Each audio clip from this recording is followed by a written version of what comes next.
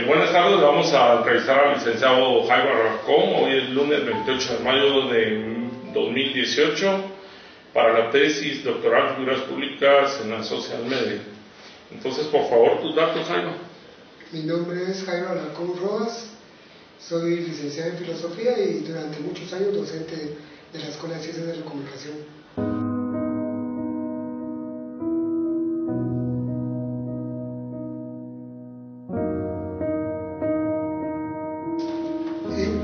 Desde la perspectiva de que epistemología es conocimientos sobre determinadas cosas, indudablemente que se puede hacer una epistemología de la comunicación y también de las redes sociales.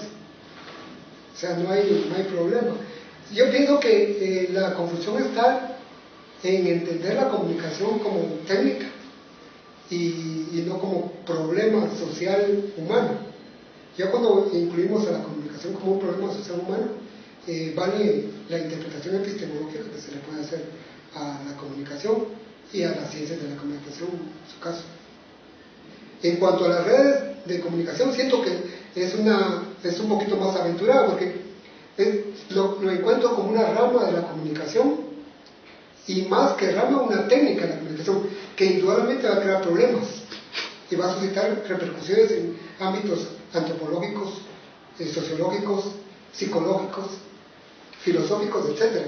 De eso sí podemos hacer un estudio específico epistemológico de la problemática en sí que las redes pueden ocasionar en las sociedades del mundo. Bueno, pero hay algunos comunicadores que no vemos la comunicación ni como técnica, ni lo vemos como un problema social, sino lo vemos como una ciencia que está en un embrión, en que tiene que evolucionar, como evolucionaron todas las ciencias, buscar su objeto, buscar su sentido y formular una teoría seria. Cuando digo formular una teoría seria del conocimiento alrededor de la comunicación, me refiero al hecho que en la historia de la humanidad está la filosofía, ¿ya? Y como hecho social, ¿verdad? Entonces hay gente que trata de resolver algunos problemas. Ese resolver problemas, pues le buscan un nombre, que es ese origen etimológico de amor a la sabiduría, y después formula una teoría del conocimiento alrededor de ese quehacer humano. Ahora, aquí el tema es el siguiente para mí. Hay alguna gente, por ejemplo, que viene y dice, bueno, no es posible hacer epistemología de comunicación, y menos hacer epistemología para las redes sociales, porque no son ciencias. Es decir, ese desconocimiento de lo científico para algunas personas hace el como ver que no se puede formular una epistemología para las dos cosas. Y más o menos como por ahí va mi pregunta, que si es posible hacerlo desde el punto de vista científico, no como técnica y no como fenómeno social, sino como una propuesta seria de empezar a hacer conocimiento alrededor de la comunicación como ciencia. Porque de hecho hay algunos para mí que ya lo han empezado a hacer, ¿verdad? Por ejemplo, Foucault para mí empezó a hacer algo de filosofía de la ciencia, de la comunicación. Cuando está, por ejemplo, en esos sus estudios de sociedad y poder, Castel no es en sí un filósofo, pero sí es un comunicador que hace un poco como sin quererlo y sin proponérselo, un poco de teoría del conocimiento de la comunicación. Y tampoco es ni comunicador ni es filósofo, porque McLuhan era en realidad un sociólogo canadiense que también empieza a preocuparse de la comunicación como ciencia. A eso es a donde voy en la pregunta. Si es aventurado decir en un determinado momento que ya hemos madurado como socialmente para empezar a hablar de una epistemología de la comunicación, o va a seguir en ese estadio de técnica y del fenómeno social. Lo que yo miro aquí, el problema fundamental es ¿qué vamos a entender por comunicación? Ahí está la esencia del asunto. Yo pienso que desde los filósofos empiristas y los neoempiristas empezó a tratar el problema del lenguaje. Es decir, cómo es que el lenguaje crea barreras y cómo hay que propiciar un lenguaje que las bote, que propicie un lenguaje más fluido, más entendible, sin ruidos, que haga que la comunicación sea más factible. los filósofos analíticos sí han trabajado sobre eso. Vemos con Leibniz, por ejemplo, que él pensaba que el problema del lenguaje en la comunicación es que se mezclan aspectos emotivos, lenguajes. Entonces él pensaba que era necesario crear un lenguaje emotivamente neutro, es decir, extraer del lenguaje que nos propicia la comunicación todos aquellos aspectos emocionales, sentimentales, que crean ruido y que no propician ese entendimiento entre las personas, sino que exista una estructura común que los dos podamos entender, que propicie esa fluidez que es necesaria para la comunicación. Ese problema dentro de la comunicación ya había sido tratado por los filósofos analíticos, se había comenzado a tratar por los empiristas y se está tratando actualmente con los neopragmáticos, ¿verdad? El neopragmatismo de Richard Rorty ya plantea problemas de eso, de cómo ese lenguaje crea esa disponibilidad en la comunicación, pero son los efectos de las palabras dentro del fenómeno de la comunicación. Tendríamos que revisar qué vamos a entender por comunicación y qué vamos a entender como una ciencia que sea en la que se pueda acoger esa comunicación a ese rubro que estamos tomando como ciencia, porque si no, podríamos decir que no se puede hacer epistemología de la matemática. De la matemática, y sí se hace, ¿verdad? O de la misma técnica. Se ha hecho epistemología. Hay textos de filosofía de la técnica donde hacen epistemología de la técnica. Entonces, creo que tendríamos que primero replantear qué vamos a entender como comunicación y a partir de ahí ya encauzarla o determinar si corresponde a una ciencia o no. Pero lo que sí es importante mencionar es que dentro del fenómeno de la comunicación sí hay aspectos que sí son que rebasan el problema de la propia comunicación.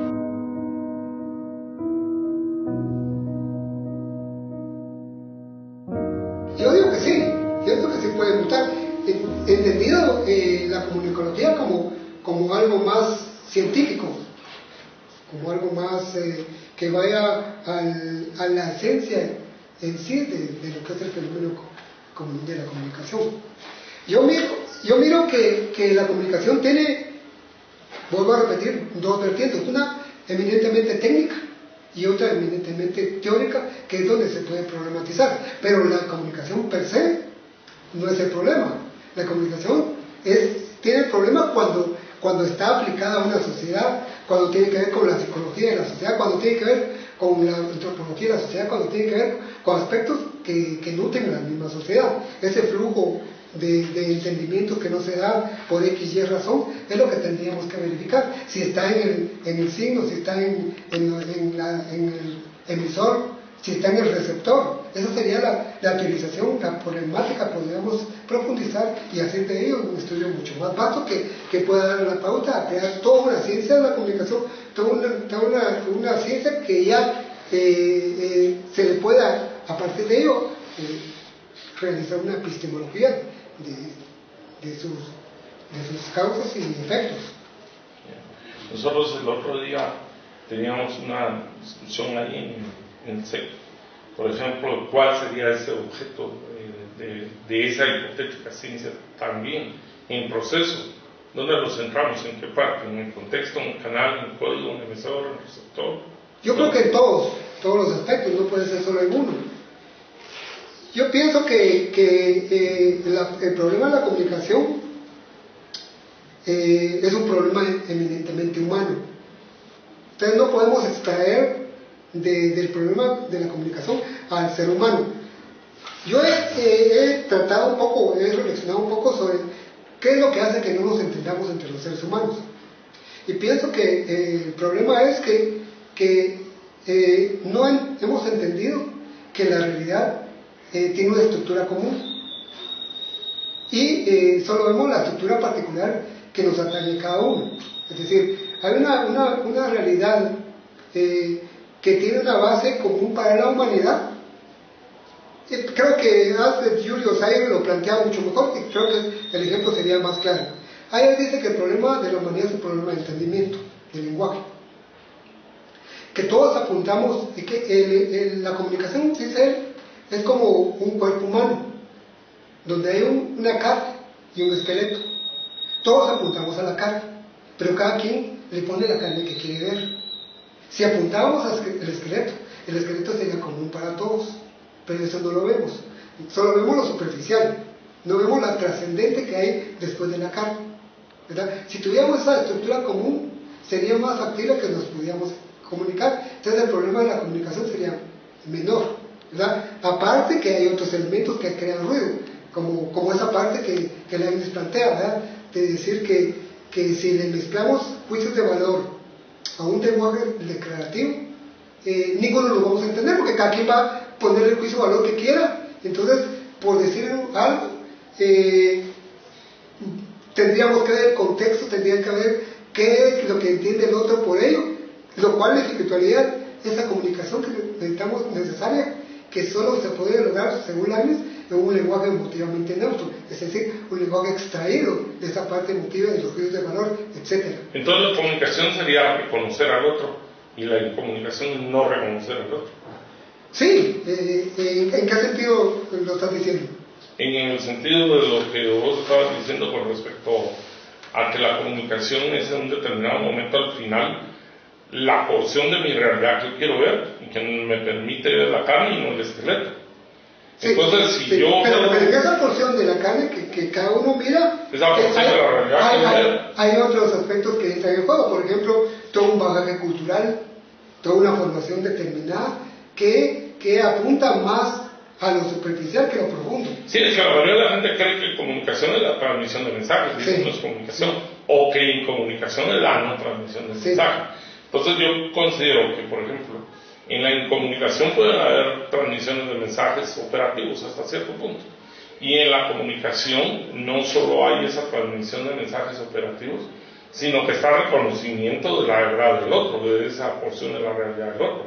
Solo si yo puedo aceptar, por ejemplo, o reconocer la porción de la realidad del otro, puedo comunicarme. Exactamente, pero entonces en ese lenguaje ya hay una relación directa entre lo que es la comunicación con lo que es la ontología, con lo que es la realidad. Es decir, si todos no tenemos claro qué es la realidad, cada quien va a interpretar a su manera lo que es la realidad, ¿verdad? Y entonces va a haber un subjetivismo tal que no va a haber posible una comprensión. Sí, como va a haber, es decir, cada quien manejando su propio lenguaje. Si decimos que hay una realidad, ¿verdad? Y que el error que se comete es en la interpretación que cada quien le da de la realidad, y que esa realidad tiene una estructura común que podemos apuntar a ella y podemos a partir de esa estructura común lograr esa viabilidad en la transmisión de elementos comunicativos, la cosa cambiaría. Pero no, como apuntamos a esa carne, a ese aspecto que le hemos juxtapuesto a esa realidad, cada quien va a entender lo que quiera. Es que el problema no se da, pienso yo, en la realidad física. Porque, por ejemplo, si ponemos un cuerpo suspendido en el espacio, se precipita al centro de masa, ¿verdad? Eso todo lo miramos y ninguno puede decir, yo no vi eso. Sería muy alocado decir que sí. Pero, por ejemplo, para términos como la libertad, como la justicia, o en términos que tienen que ver con una relación cultural social, ya el problema se hace más difícil, porque, por ejemplo, el liberalismo plantea que la libertad es que yo haga lo que quiera sin que haya un otro que me esté sujetando. Yo tengo el poder de decisión. Pero para el socialismo es el control racional de la naturaleza por los hombres de sociedad, que es distinto. O sea, no hay compatibilidad entre una y la otra. Es decir, para el socialismo, previo a tener libertad, tenemos que tener el control de la naturaleza por los hombres en sociedad. No es individual. Mientras que el otro sí lo cree individual. O sea, ¿cómo poder converger dos posturas tan disímiles y en un diálogo comunicativo? Entonces se convertiría en un diálogo de solos, donde cada quien no va a escuchar la razón. O sea, creo que tendríamos que tener esa visión, siento yo, esa visión de la realidad, porque es de la realidad donde se recogen los signos comunicativos, no hay otra. Yo no pienso que haya signos comunicativos que escapen a esa realidad. Se pueden construir, sí, pero a partir de una realidad que hemos visto y que, como decían los mismos empíricos, toda construcción que escapa a la realidad ha sido producto de unir, transponer, separar conceptos que hemos visto. Es decir, yo no tengo la idea de un minotauro o un centauro, pero tengo la idea de un ser humano, tengo la idea de un caballo, por ejemplo, y las he unido en mi mente, ¿verdad? La realidad no está, no me dio ese dato, pero sí lo pude construir, ¿verdad? Hay un referente que es el que nos va a servir para nutrir ese aspecto comunicativo. Pero, indudablemente, si escapamos de esa realidad, de ese referente real, creo que cada quien va a construir lo mismo, esa torre de Babel que nos va a impedir que haya ese flujo. Que haya lazos de comunicación. Sí.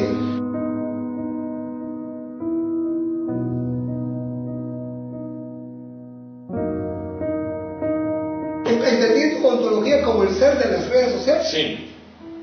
No.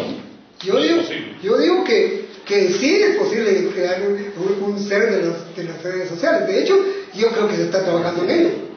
¿Verdad? Mucha gente está... porque es un problema, como yo avisoro, muy inmediato. Es decir, cuando vos me planteaste la idea de que dos computadoras se habían comunicado, yo me quedé pensando, ¿verdad? Primero dije, tengo que verificar información. No, vos no te puedes quedar con una información, entonces, y hay muy poca. Entonces vos, o suponés que eso es cierto. No, es que hay un boletín de Facebook oficial donde él dice que sí desconectó las entonces, dos computadoras. Me puse a pensar, ese problema de que se puedan comunicar dos computadoras sin la presencia humana y que crea un código común, ya había sido previsto. Ya había sido, por ejemplo, en las novelas de Isaac Asimov está planteado con George Orwell, con varios libros que él escribió. Entonces yo digo, si esos son precursores de esa problemática, indudablemente hay teóricos que han trabajado en ello. No podemos cerrar los ojos ante ellos. Sí se está haciendo y probablemente no lo conocemos. O los que están al tanto de las redes de ese campo, sí están más enterados, ¿verdad? Pero el ciudadano común estamos alejados de eso. Pero yo creo que porque a eso va la otra pregunta que decía, ¿verdad? Si eso va a ocasionar que en un momento determinado las computadoras tomen el control de todo. Yo digo que no están así porque si ya vieron una problemática, ya los teóricos están viendo las soluciones a la misma. O sea, no, y eso no viene de ahorita, viene de mucho tiempo atrás, ¿verdad? Eso te decía yo que Alvin Toffler en los años 70 ya había planteado que ese acelerado crecimiento de la tecnología y ese decrecente o muy limitado desarrollo de las actitudes humanas para el control de la tecnología. Pero vos crees que la humanidad ya tiene la capacidad, por ejemplo, de poner en esta parte del desarrollo de la tecnología, de que la tecnoética juegue un papel en ese rol y que de un determinado momento, bueno, está la frontera que no debemos de pasar, pues si no podemos perder el control de todas las máquinas? ¿O crees que no? Yo creo que sí, mira, pues, yo, como te digo, me quedé reflexionando. Yo te recuerdo que a finales de los 90, mi amigo, que es ingeniero eléctrico, fue a hacer una especialización a Japón y vive en Estados Unidos, me dijo, mira Jairo, vengo con mucha información sobre comunicación, me dijo. Vos no te imaginas lo que se está trabajando en comunicación, me dijo. Te quedarías boquiabierto, pero yo no tengo el sustrato filosófico y quiero que vos me lo des. Yo tengo el conocimiento de lo que estás haciendo, porque no quedamos en nada. Si querés yo te doy el conecte con él, el puente, porque él me dijo, hay cuestiones que vos no te imaginas que hay en comunicación. Entonces yo dije que puede haber superconductores, teletransportación, nanotecnología. Entonces me dijo, hay una cuestión inimaginable que la gente no sabe, me dijo. Pero yo quisiera que vos me dieras la interpretación de cómo eso va a afectar a la sociedad, o cómo eso se puede insertar en una sociedad que está en pañales en cuanto a esos avances que están apareciendo. Entonces yo dije, puchi, dije, esto está ocurriendo, y cuando sumaba eso, veo lo que me decís, como que el despertar de lo que se presagiaba se está materializando en estos momentos, ¿verdad? Entonces, ¿qué hacer con ello? Yo siento que gente que ha estado al tanto de eso, más ya pensar en eso, o está pensando en eso. O sea, está pensando del problema ético que puede ocasionar ello, está pensando en el problema del control que puede ocasionar, como los filmes de Matrix, ¿verdad? Que estemos amarrados a una computadora, ya lo han pensado y tienen alguna solución, digo yo. No podemos estar cerrados ante eso que está sucediendo, ¿verdad? De hecho, los ciudadanos comunes, el pueblo en sí, está ajeno totalmente a eso, ¿verdad? Ellos solo usan lo que el productor quiere que... No, y hasta se sienten seguros. Algunos creen, yo tengo mi teléfono en mí, ya estuvo. Y no piensan, por ejemplo, que es una terminal de ida y vuelta. Sí. Que pueden estar usando su cámara. Hasta ahorita creo que algunos se han puesto a pensar con ese lío que pasó con Facebook y Analytics. Sí, se han puesto a pensar de ese control que tienen ellos, sobre todo, ¿verdad? De que es una base de datos que pueden manipular totalmente nuestras acciones. Por ejemplo, ahí está la televisión muy inteligente en tu cuarto. Tiene forma de televisión, pero en realidad es una computadora ahora. Y puede empezar a filmar aunque esté apagada la televisión. Sí, pues. Y capturar todo lo que ocurre en el cuarto. Bueno, las redes sociales quedan... ahí la contestaste de una vez, es decir, que las redes sociales no quedan fuera de ser escrutadas por la filosofía, no quedan. La actual coyuntura, ¿no?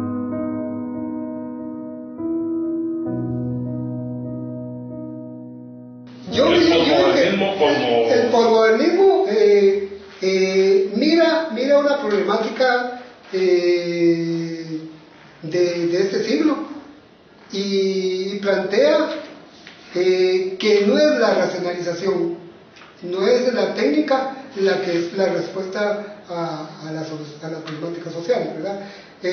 Como herederos de la fenomenología, ellos dicen es el método intuitivo el que nos va a llevar al triunfo, ¿verdad? Entonces, la famosa frase de Martin Heidegger, romper con el mundo para ganar el mundo. Es decir, toda esa estructura racional, tecnológica que tenemos, que nos está hasta cierto punto avasallando, hay que romper con ella y llegar a otra esfera que va a permitir esa fluidez, donde la voluntad, donde esa parte emotiva es mucho más valioso que esa parte racional esquemática que nos tiene hasta cierto punto de rodillas.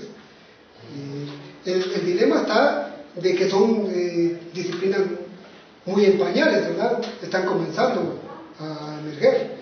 Siento que el problema está y que es bueno que aterricemos en ello, que nos pongamos a reflexionar de todos los causales que puede ocasionar esos avances tecnológicos, esos avances en las redes sociales, que para muchos son insospechables, ¿verdad? Yo que a veces me mantengo leyendo, te digo que soy ajeno a muchas cosas que probablemente vos sí estás al tanto, y quizás mi amigo que está en Estados Unidos lo ve cotidianamente, ¿verdad? Y que se espanta de que tanto esté saliendo y que el desarrollo ético humano esté muy en pañales en cuanto a ese desborde de tecnología, de desarrollo que se está dando dentro de las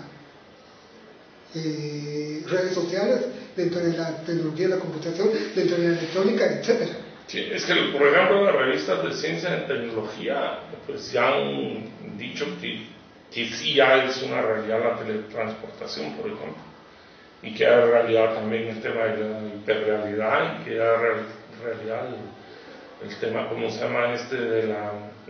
¿Cómo se llama? Del viaje en el tiempo. Incluso aceptan el hecho de que es posible que corra ese mundo paralelo, que en otro momento, en otra dimensión, se esté dando esta charla ad infinito, y que esté ahí atrapada y que es posible regresar, la verdad. Incluso habla ya de que el tema de la máquina del tiempo es un tema que ni siquiera necesita ni naves espaciales ni trajes espaciales, sino que lo que necesita es la tecnología como para hacer caminar el reloj a tal velocidad que uno esté en un momento en otro, que el famoso túnel del tiempo que uno miraba de Wheeler podría ser posible.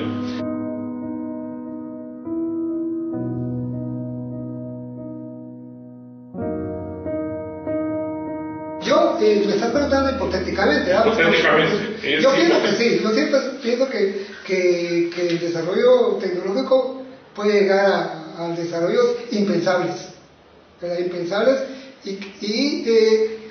tan impensables como para generar conocimiento. Con la ventaja de que son rectificables, ¿verdad? Una máquina la puede rectificar y el ser humano no.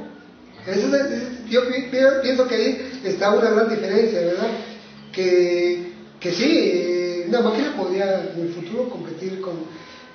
Pero por eso mismo pienso que ya hay gente que está viendo lo mismo y que está pensando en cómo resolver ese dilema, que no lo ha dejado pasar, que no decir, bueno, que sigamos produciendo las tecnologías exacerbadas. No, yo pienso que ya hay alguien que está pensando en que eso puede ocasionar un hecatombe mucho mayor, ¿verdad? Pero que sí, hipotéticamente puede pasar. ¿Vos te enteraste en los años 80 de una máquina que se llamaba Deep Blue? Sí, me enteré. Por ejemplo, Deep Blue viene y compite con los mejores ajedrecistas y les ganaba a todos, pero Kasparov le ganó a Deep Blue. ¿Cómo ves vos? Pero recordate que son los años 80. Ahora estamos en un desarrollo impensable. Como te digo que a finales de los 90, mi amigo me dice, Jairo, se está produciendo en comunicación cosas que vos no te imaginás a finales de los 90. Estamos en 2018. O sea, las cosas... No me imagino puede que cuando vos me contaste de esa conexión de las computadoras, dije, bueno, está en la ciencia ficción, ¿verdad? Puede ser que pase. Y mi labor sería rectificar si lo que me estás diciendo es cierto, tiene bases científicas, etcétera, ¿verdad? Porque uno como crítico no tiene más que la información que se le presenta en las redes, en las mismas redes, ¿verdad? Bueno, Feldman dice una porción de la realidad, y no la realidad que pasa en sus laboratorios, pero como se socializó esa comunicación de esas máquinas, pues tuvo que hasta hacer un boletín oficial. Pero cabal me puse a pensar en lo que dijiste vos, me dice, y no la desconectaban por temor. Y yo digo que sí la desconectaban por temor. Porque no hay otra razón si la desconectaran por temor, primero a que tomaran el control de Facebook. Y temor también el control de ellas mismas si no se pudieran apagar, también, que nadie las pudiera apagar. Sí. O sea, es un miedo a cuestiones inimaginables, ¿verdad? Por la creación de ese código, de ese nuevo lenguaje, que no es entendible para el ser humano. Eso me llamó la atención y me puse a investigar, pero hay muy poco, pues no hay mucho, o solo con la internet profunda que dice que existe, se podía encontrar algo, pero nunca. Sí, lo que pasa es que Snowden, que es aquel ¿cómo se llama?, que desertó de la NSA, él decía, se conoce el 5% de la Big Data, el otro 95% es desconocido para el ser humano porque es tan difícil. Por ejemplo, en Gmail, no sé si vos lo sabes, pero hay una opción en la que uno puede bajar todo lo que tenga almacenado de uno en la red. Y yo lo empecé a hacer una vez, pero eran 200 gigas. En primer lugar, no tenía espacio en el disco duro para meter toda la información que tienen de mí. ¿Toda la información de uno? De uno, solo la tuya, no la de nadie más. Sino vos a través de tu Gmail a Google le puedes decir que te descargue todo lo que tiene Google tuyo. Pero a mí me salió un reporte que tiene 200 gigas suyo. la que tienen, sabemos, ¿no? Pero no tengo el espacio para tener esa cantidad de información. ¿Ya? O sea, yo no tengo el espacio, tengo que comprar un Terra, conectarlo y tener la paciencia de 2-3 días. Usted necesita que 72 horas y tener 200 gigas de espacio para descargar su archivo. Pero ahí está disponible. ¿Y cuándo voy a tener yo tiempo para ver 200 gigas? Yo creo que me podría morir y nunca voy a llegar a comprender qué cantidad de información. Pero para una máquina, sí es muy fácil agarrar esos 200 gigas y, por ejemplo, hacer un perfil y decir con muy poca probabilidad de equivocarse por quién voy a votar yo en las próximas elecciones, por ejemplo. O qué quiero comer, ¿no?, en la noche. O qué voy a hacer. ¿Ya? ¿Por qué? Porque está la cantidad de información que el perfil es perfecto.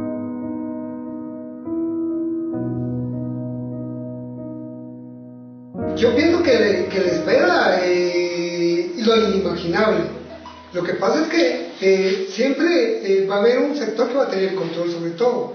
Y ese sector que tiene el control va a determinar qué es lo que se va a sacar y qué no. O sea, como te dije, yo pienso que tras toda esa maquinaria de tecnología avasallante, tiene que haber alguien. Pero vos tenés, ese alguien podrían ser las empresas de tecnología que incluso pueden comerse al G8. Sí, puede ser. Y que el nuevo orden venga de estas empresas y estos gigantes de la tecnología. Yo pienso que sí. Y que incluso las decisiones se tomen ahí. Y probablemente ya se estarán tomando. Y probablemente ya se estarán tomando. Sin que nosotros nos estemos dando cuenta que ya las decisiones se están tomando a ese nivel, por todo el control que tienen de la tecnología que es la que ahorita está dominando el mundo. Sí, la semana pasada Zuckerberg tuvo una audiencia en el Parlamento Europeo. Solo fue pedir disculpas por las políticas de privacidad, pero no le pasó nada. Sí, ya no lo sancionaron ni le dieron nada. Es como el mayor consumidor de agua en el mundo son esas empresas de tecnología. ¿Por qué? Para mantener fríos esa cantidad de máquinas que necesitan. Y sus políticas van que sus mayores centros de operación están en los lugares más fríos de la Tierra, donde necesitan menos agua, porque ellos mismos están conscientes de que no pueden gastar tanto agua.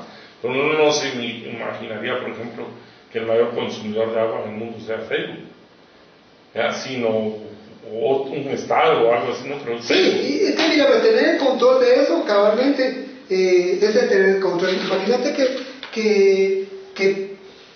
que introduzcan un virus dentro de todas las finanzas mundiales o dentro del fondo del Banco Mundial. Entonces va a haber un nuevo orden político. Yo siento que eso se presagia, por lo menos eso se presagia. O sea, no lo estoy afirmando, pero sí puede pasar y es muy factible que suceda, ¿verdad? Por eso se hace necesaria, volviendo al tema, que si se haga una epistemología de la comunicación y dentro de la comunicación de la problemática de las redes sociales. Sí, y ahí es donde también es un poco como viable la ontología de las redes.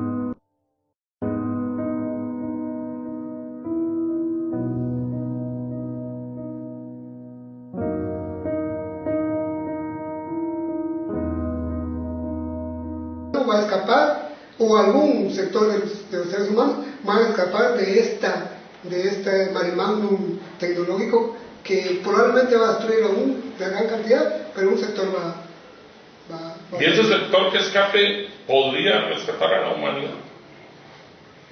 Va a depender de los intereses que tenga, y ahí vamos a aspectos de tipo ético, axiológico, etcétera. ¿Qué implicaciones tiene?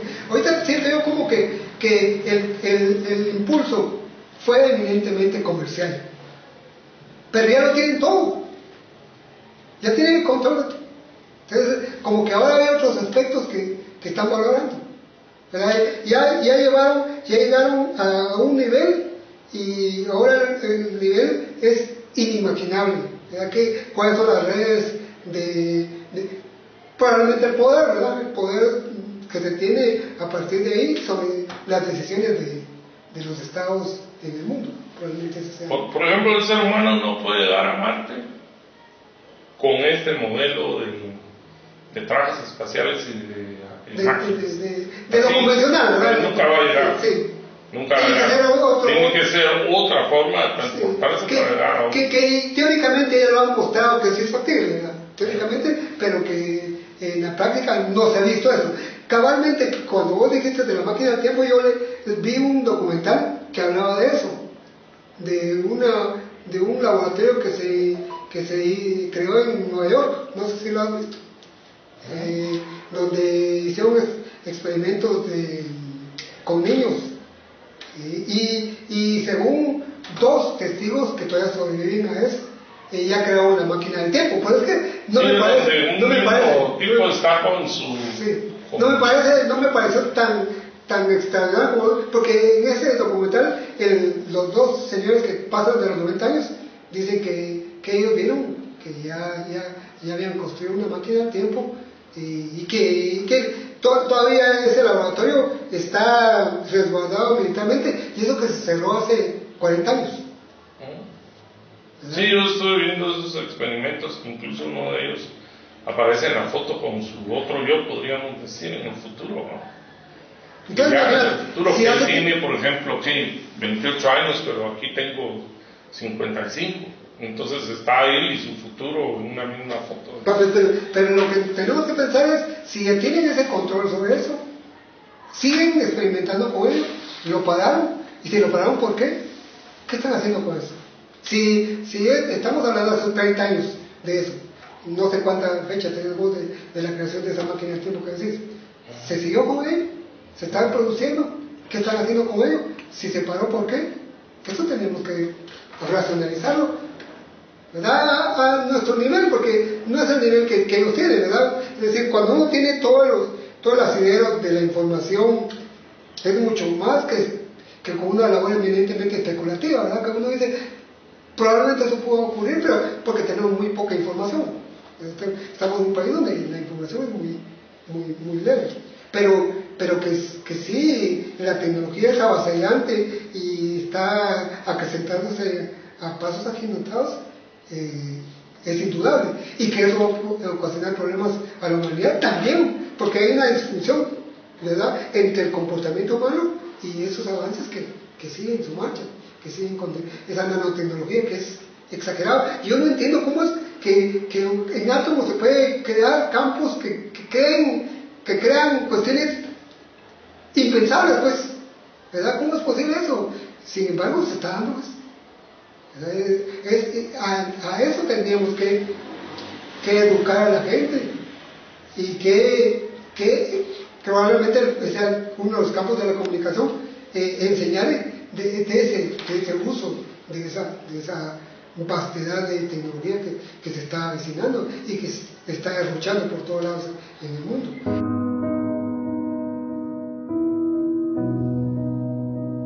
Yo pienso que no, y espero que no. Yo espero que las relaciones primarias pervivan, ¿verdad? Que probablemente ahorita con el auge estén sustituyendo esas relaciones primarias, pero que cuando nos demos cuenta, o cuando se den cuenta la mayoría de que eso va a causar un mal mayor, se vuelva a fomentarlo. Las redes primarias, reales. Sí. Por ejemplo, en tu casa, ¿la red primaria se mantiene real sobre la red social? ¿Virtual? La red virtual, no tanto. Yo, por esa misma crítica que le he hecho al aspecto impersonal de las redes, yo he tratado de volver a lo primario, ¿verdad?, a lo humano, y rescatar y revalorizar ese aspecto del encuentro cercano. Por eso si van a la mesa sin teléfono, sin se espera que así es, ¿verdad? Pero como te digo, como es el auge, todavía estamos como ese lejos de llegar, pero se le apuntan, se dice, mire, aquí estamos para practicarlo, ¿para qué? Yo es que ya lo logré quitar en mi casa, todos los zapatos. Si entonces si no lo vas a quitar, creo que todos podríamos hacer lo mismo. Pues, Sí, o sea, no, pero así de pelado, ahí hay, como está aquí el dado, para eso sí es el dado. Allá hay una caja, bueno, entonces va dejando a la mesa, tiene que pasar dejando su alma del otro, todos dejando el teléfono y no tendría que ser así, fíjate. No tendría que ser, sino que respetuosamente cada uno de nosotros tuviéramos ese control y decir, bueno, yo voy a evitar a mi amigo porque quiero estar con mi amigo y punto. Sin que haya un ruido de los teléfonos, sin que haya ese aspecto. Yo todavía tengo hermanos que no tienen ni teléfono, ni tienen red, ni tienen nada. Pero ellos todavía están con la idea de que es mucho mejor estrecharse la mano, abrazarse, estar juntos, acompañados, etc. Pero como es el auge de la tecnología, eso se está perdiendo, pero pienso yo, y espero que así sea, que volvamos a retomar eso. ¿Vos leíste en 1984 de George Orwell? Sí. ¿Y qué opinión tendrán, hermano? Que lo estamos viviendo, que se ha vivido por esos controles, que no deben de existir, pues. ¿Por qué? Pero yo pienso que va a haber un renacer. Spengler planteaba, dentro de todas las utopías que se dieron, ¿verdad? New Atlantis en 84, etcétera, planteaba Spengler que estamos viviendo los últimos años de esta civilización, ¿verdad? Él hizo un recuento de los nacimientos y muertes de las civilizaciones y dice que han habido 11. Entonces él dice, este momento... ¿En qué libro dice Spengler? Pues a mí me interesaría... Son 2 tomos. Sí, pero me interesaría revisar esos 11 estadios de las civilizaciones. Sí. Ahorita te lo digo. Pero dice, ¿verdad? Entonces él encuentra similitudes entre la civilización de Egipto, de Roma, con los mismos, con las diferencias, ¿verdad? Esa disgregación que se está repitiendo y que estamos al final de esta civilización y que sobre esto se va a levantar una nueva, con valores distintos, ¿verdad? Entonces yo espero que si estamos viendo los últimos momentos, estemos preparados para el cambio, ¿verdad? Y que el cambio no sea en el derrotero de la tecnología, sino en el campo del humano. Esa es mi esperanza, ¿verdad? Pero no soy un periodista, no soy un futurólogo para plantear lo que va a ocurrir. Eso es mi esperanza, ¿verdad? Pero sí miro, sí observo con lo poco que tengo del conocimiento en tecnología, que ese es un problema que lo estamos viviendo muy de cerca y que la humanidad no se ha dado cuenta de ello, ¿verdad?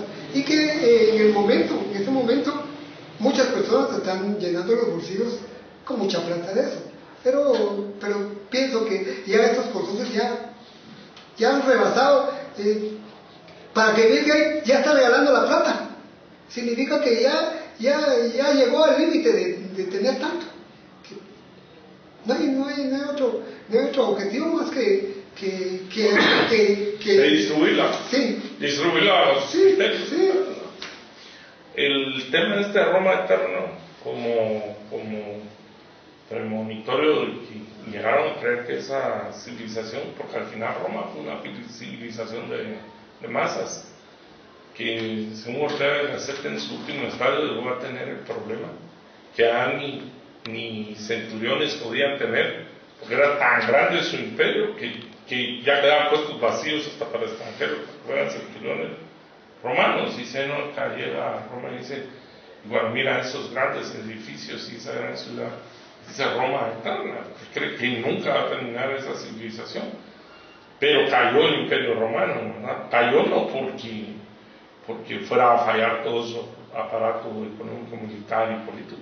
Falló simple y sencillamente porque era tan grande que era insostenible, ¿no? Es una cosa como evolución. ¿Vos crees que la humanidad y el capitalismo llegó a ese extremo del que llegó Roma, que ya es insostenible e inviable su proyecto? Yo digo que está llegando, no llegó, está llegando, y que eso va a ocasionar una transformación en todos los ámbitos de la humanidad, ¿verdad? Estamos viviendo una crisis para muchos muy visibles, para pocos visibles, para muchos invisibles, que van a transformar a la humanidad.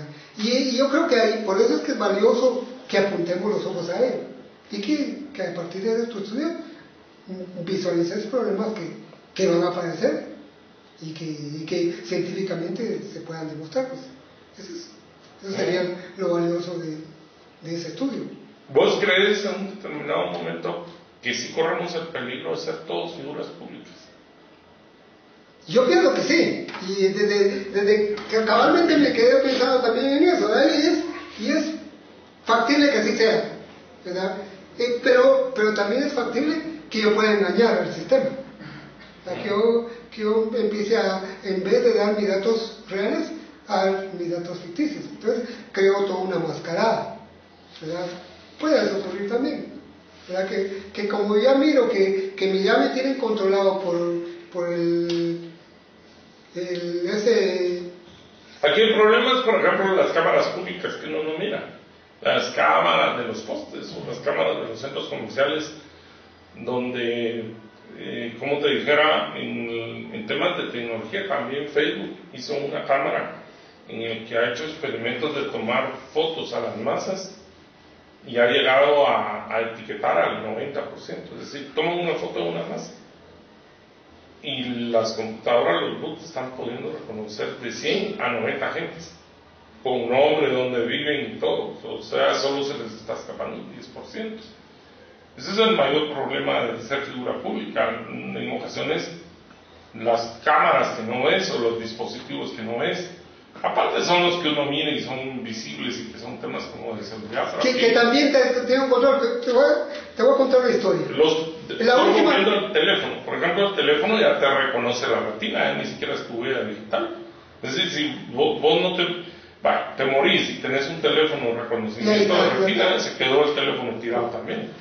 Papá, te voy a contar esta historia. La última manifestación que yo fui, yo fue una manifestación pequeña, y estaba en la bulla, y de repente recibí un WhatsApp de mi foto. Y lamentablemente no tenía reconocido quién me la envió.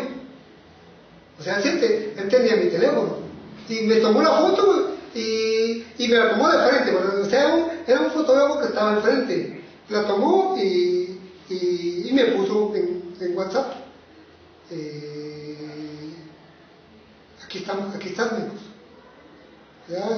Y no sé ni quién es. Por eso el control que me está... Y es un medio de lo más primitivo, digamos, desde todo ese malemán, porque él utilizó una cámara, le metió su teléfono, o el mismo teléfono, ¿verdad? Y me mandó el WhatsApp. No es que las cámaras ahora pueden mandar a WhatsApp directo, las cámaras más modernas tienen un wifi y están conectadas a las redes, vos podés mandarlas. O sea, imagínate aquel que tiene el deseo de mantener un control impensable. No, a eso no me refiero a la pérdida de la privacidad. Que ya entraba en nuestra casa, claro. No, a eso no me refiero a la pérdida de la privacidad y ser figuras públicas, porque por lo menos aquí en la escuela los estudiantes sí ven el teléfono como un arma.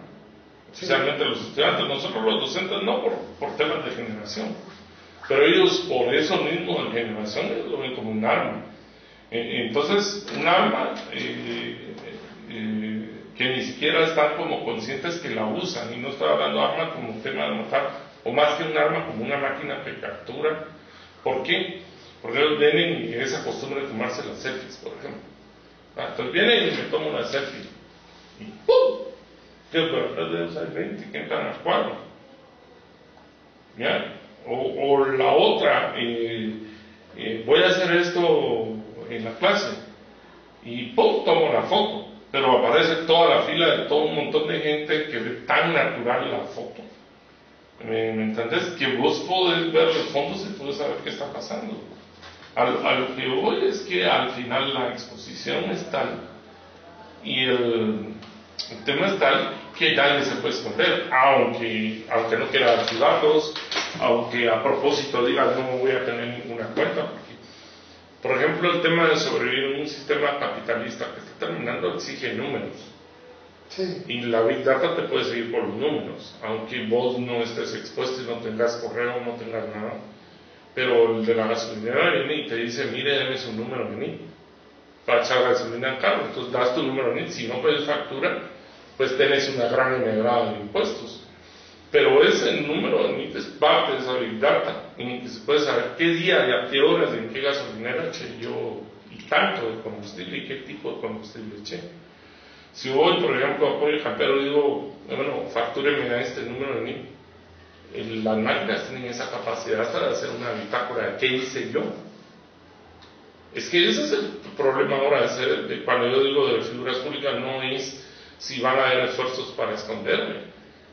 Tal vez lo podría hacer alguien en el campo que sea autosuficiente y que tenga casi cero contacto con el resto de grupos humanos, como un Robinson Crusoe en una isla, tal vez lo haría.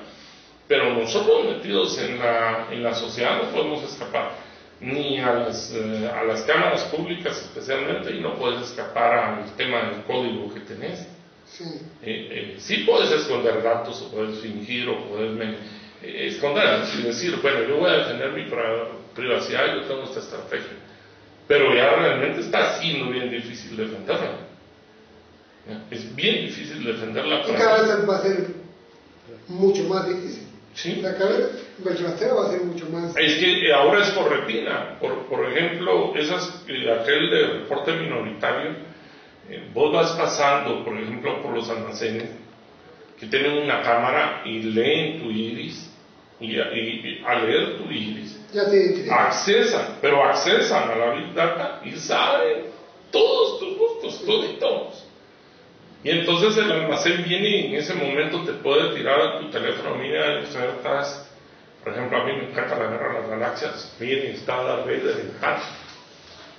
Entonces, te inducen va a ser casi imposible poder, es decir, en la rebelión de las masas, Ortega planteaba este tema. Bueno, las masas se están imponiendo sobre el individuo. Entonces, las masas, en un determinado momento, él lo escribió en 1930, las masas eran manejadas por los medios que no tenían un feedback y que no había un retorno. Pero sucede ahora que las masas, como dice Bauman, se volvieron una realidad líquida. ¿Por qué? Porque cambió el modelo. Dentro del mismo capitalismo cambió el modelo. De esas masas que eran conducidas, que no tenían retorno, que no tenían capacidad sobre todo de producir contenidos, ahora estamos ante unas masas individualizadas, que tienen capacidad especialmente de producir contenidos. Entiéndase como contenidos, un textito que vos pones en tus redes sociales, una foto que haces o un video que subís del perrito de la casa. Pero eso es ya generar contenido. Entonces, sucede que ahora son las masas las que a través de las redes sociales y en posiciones individualistas le dicen al publicista qué es lo que tiene que hacer, de tal forma que el publicista viene ahora como estrategia vos hecho para que sea diferente. Ese ser diferente no es tan diferente. ¿Por qué? Porque es la alusión más vendida y la consumen 15 millones o 20 millones de gentes en el mundo. Lo único es que estas 15 millones están regadas en todo el mundo, no son tus vecinos. La gente lo que quiere, especialmente los jóvenes, es ser diferentes, vestirse diferente, parecer diferente. Ese deseo de generación de ser diferente al final lo está masificando y homogenizando más. Sí, pero lo que sucede es que ese ser diferente es un hecho inducido. Sí, es inducido y masificado. Es decir, ahí estaría el problema. Tendríamos que apuntar por qué le interesa al sistema toda esa serie de hechos que plantea Bauman. ¿Por qué le interesa al sistema que seamos masificados? ¿Por qué le interesa al sistema que seamos líquidos? ¿Por qué le interesa?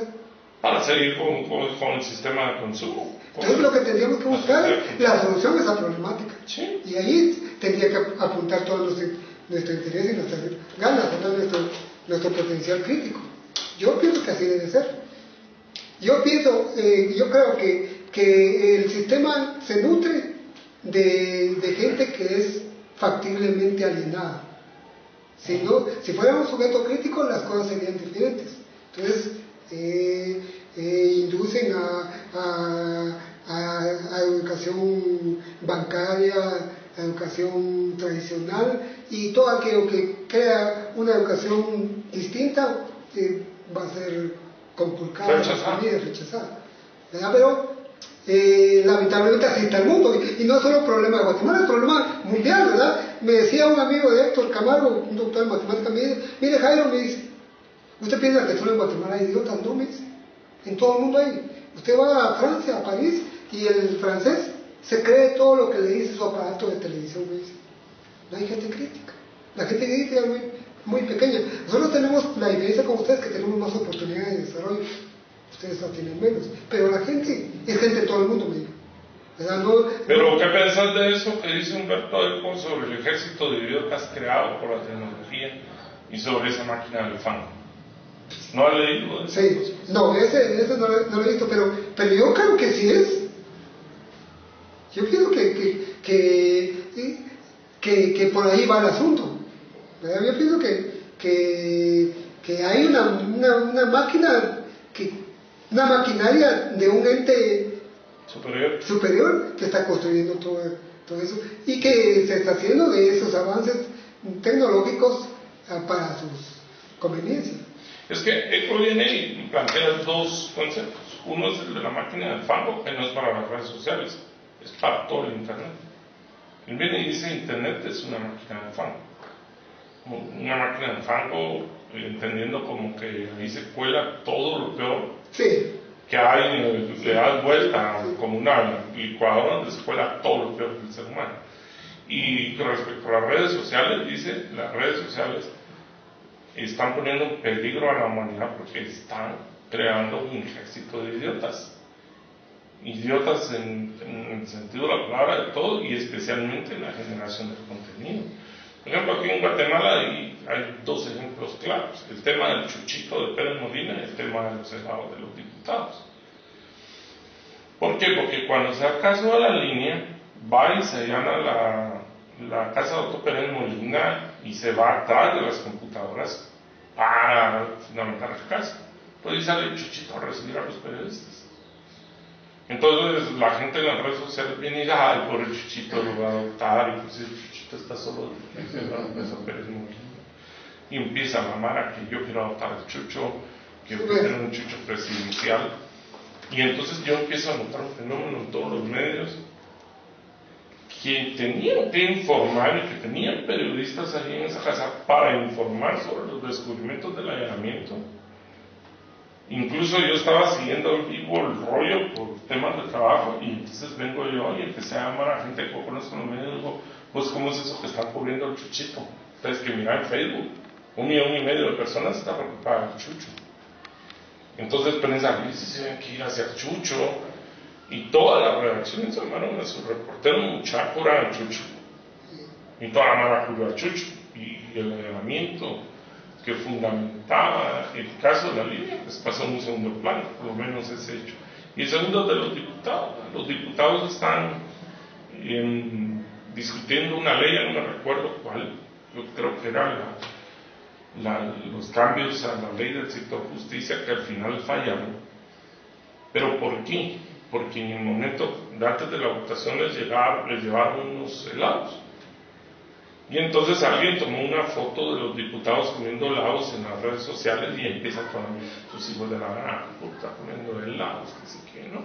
Entonces todos los medios van y se ponen a cubrir los helados, y se les olvida la ley, y bueno, y no pasaron esas reformas al sector justicia, y se generó la cortina del humo alrededor del helado. Pero eso fue accidental. Son accidentales las dos cosas, pero a lo que vamos es a lo que vos decías, que las redes sociales crean ejércitos de idiotas que tienen la capacidad de poner sus temas en la agenda. ¿Ya? ¿Por qué? Porque se empiezan a preocupar de tal forma de los helados que los medios siguen en los helados y siguen al chucho, y dejan por un lado los temas serios que influyen en el tema del país. Cuando vos miras el tema de los helados, ni sobrevalorados estaban, porque eran esos de yogur frozen que valen 13 pesos, y dicen: los diputados comen 2,000 pesos en helados. ¿Y cuántos helados compraron? Cuando los mismos periodistas empiezan a ver, ni sobrevaloración había en el tema. Pero la gente creía así, y esos heroles en vez de estar comiendo helados o el precio. En Inglaterra parece el fenómeno con otro tema, con unas mandarinas.